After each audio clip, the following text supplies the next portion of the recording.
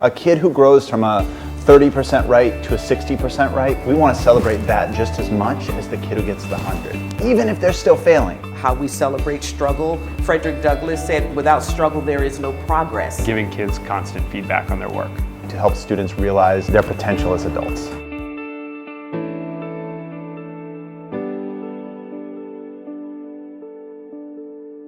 Let me tell you a little bit about Kipp.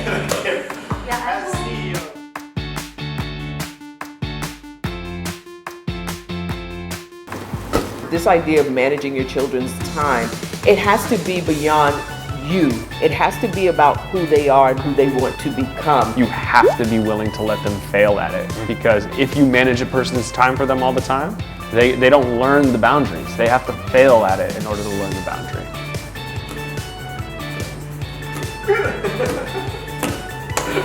I am the mother of 2 young adults. My children have been really good at telling me some of the things that they wish I'd done differently. My children had thoughts and feelings and ideas and desires and questions at a much younger age than I thought they would. So I would encourage parents to, even if your child is 3 years old, ask them, what don't you understand? It might be our nature to just demand and be authoritative, and there are times for that. Get out of the street.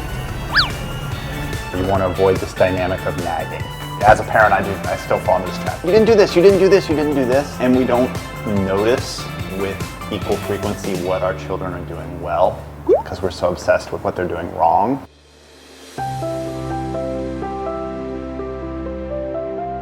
As an individual person, wherever you are, is enough. I've tried to teach my own children to be very agile, and the agility comes from your desire to always learn. So if you're in a new place, I can learn the place. I can learn some of the language. I can learn some of the customs. And then I take what I want to be and connect it with who I am. Grounding kids in their history is incredibly important. You know, in our schools, we try to spend a lot of time making sure that our students are aware of just the stories, the heroes, the struggles of their culture over time. And obviously in China, that's an incredibly rich and diverse history. A lot of times these days you hear people talk about they just need to learn computers and coding and science and tech. The importance of history, I think, has never been greater, and particularly for students in those moments. Be critical about the messages they're going to be receiving about themselves. Whether it's the media, whether it's popular culture and Hollywood movies, you have to develop in your children a critical lens that says, none of these Hollywood movies show me as the hero. That's a problem with the movies, not with me.